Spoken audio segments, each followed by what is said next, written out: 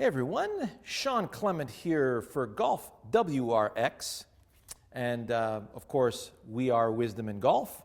And today we're talking about how to save your wrists in the golf swing, and at the same time getting rid of your slice. Hey, they both go together, you know.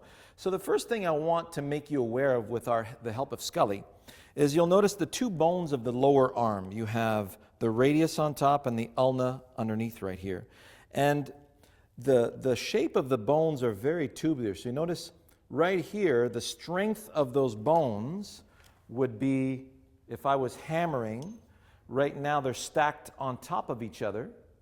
And if I was hammering towards the door frame, notice if I turn myself toward the door frame, see how that works? I'm getting ready to drive a nail horizontally in that direction. I'm not going to turn the hammer this way. This is a very, very weak position of the forearm. This is very strong. This is very strong. So that's why you see the majority of the grips on tour are very strong grips.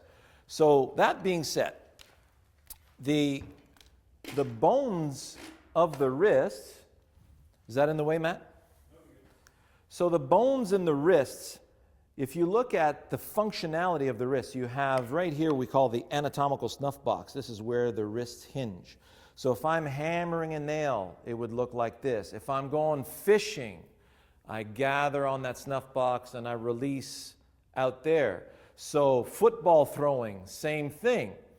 There's a very specific loading and unloading of that wrist as I'm going through. So if we look, however, at, because we got both hands on the club, I'm going to show you individually how this works. So if I had my door frame here and I'm hammering down, now I want to hammer this way. Notice how I would position my lead side to hammer through that door frame. So you look at from this angle here, I'm gathering the hammer and I'm driving the hammer through there. Now from the front angle, as I get through the door frame, right now, my anatomy needs relief because I've reached the end of my shoulder. The shoulder, as we saw in the long iron video, the shoulders only have 20 degrees of range. So I've expired the range of motion right now, so now that goes down into my wrist. And if I don't let go, then my wrist is going to get the brunt of the situation as well. So if you're guiding the hammer, then the ball will tend to flutter off the face and not release properly.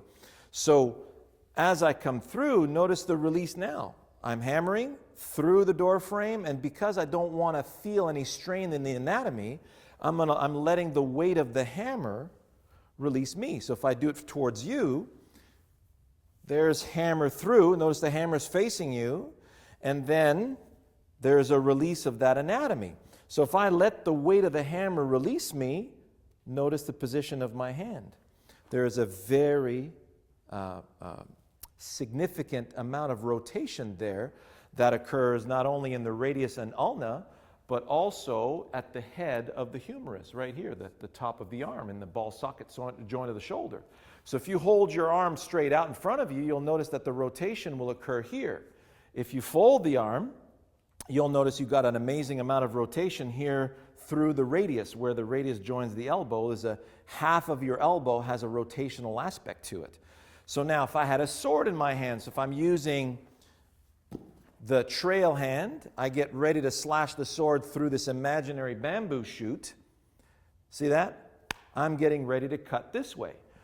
But I'm not going to hold it like that. So if I hold it too long, now I'm straining my shoulder, and then eventually I will strain the wrist. And I'll show you this in baseball in a second. I know a lot of you are baseball fans. I am one. So there's a release of that anatomy that will occur there as well. So you notice how there's through, and then the weight of the sword releases me. So notice how it releases and then rehinges on that snuff box. So it's release, let it hinge, release, let it rehinge, release, release. So notice I can cut in both directions. Release through, release through. Very effective. If I'm clearing some jungle with a machete, that's exactly how I would do it. If I use the hammer, hammer through. Notice the release of the hammer. Now I can hammer that way. Release through. Hammer through, hammer through. So there's a wonderful movement of gravity and the anatomy that function together. This machine is so amazing. So if I'm playing baseball, so I bat lefty in baseball, so if I'm waiting for my pitch, notice I'm waiting on the anatomical snuff boxes. And then the pitch comes, and notice the brain goes to the ground, uses the ground to get the body out of the way. So notice how I'm delivering on the snuff boxes. There's impact. There's the ball coming off the bat. Now, if I don't let this release, I will break my wrists. So that's why you see many players let go of the bat. They're letting go of the bat because they need to relieve the anatomy to prevent injury. However, really good players, you'll notice, they'll release the bat. They let the weight of the bat release them. So notice how the lead hand releases under the trail hand. And I got this amazing release of energy that speeds the club up.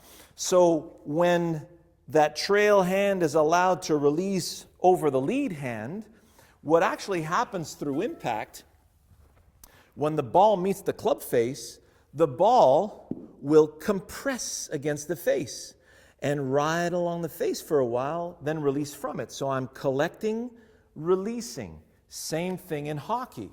So if I'm playing hockey and I'm doing a wrist shot, when I get my hockey players in here, I tell them, here, take this puck, go low right corner. So low right corner looks like this. See the lead hand? So when I'm loading the stick, the lead hand is actually pulling towards me, and the trail hand is pushing away from me, and then you've got that nice release. If I place the puck, well, now I'm shooting the puck over the glass, and I got a penalty of delay of game. So I want to keep the puck low. That's what I'm going to do. The same thing applies in golf. You're trying to release low along the ground in the direction of your target, and the loft of the club is what puts the ball into the air.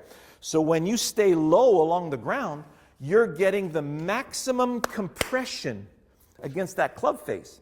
A lot more ball control. If you try to flip the ball up in the air, the ball just glances along the surface of the face, and you get very little control in consequence to that, okay?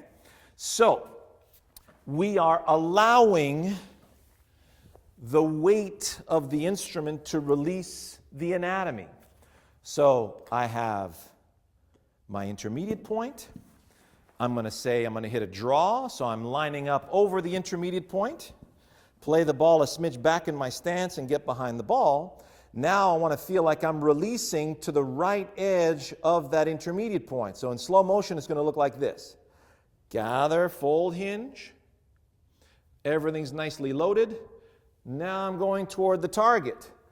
Target, target, target. Notice how my lead hand gets through the ball first. Every instrument known to humanity is handled first, apart from a push broom. And then notice the club starts to get pulled down toward the ground. As it gets pulled down, notice my lead hand starts to rotate. I'm collecting the ball here, releasing the ball there. So notice there's this beautiful release that occurs because you've got, at impact, and this is from the engineers, there's 2,000 to 3,000 pounds of pressure per square inch through that impact. So you have to predict what's going to happen. So if I had, let's say, here's a great analogy here, and you can try this for yourself at home. Take a medicine ball. You want to push the medicine ball towards your target. So from here, I feel that the hands are now pushing against each other so I can roll the medicine ball in that direction.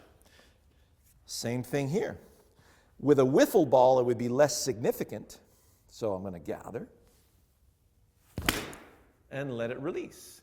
So notice right there how the lead hand releases under the trail hand out in the direction of my target. Now, if I release at the ball, I'm going to get a nice hook.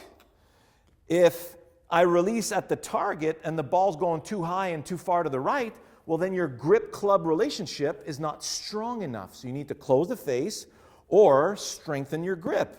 So now, I get into position. I let the weight of the club release me. Yes, I felt a nice release. Lower myself. I'm making a prediction. If I let the club release me, it feels like I'm going to brush the grass. We're good. Wow. Hear that? Nice compression of that ball because I had that beautiful leverage through impact and out towards my target. Enjoy, everybody.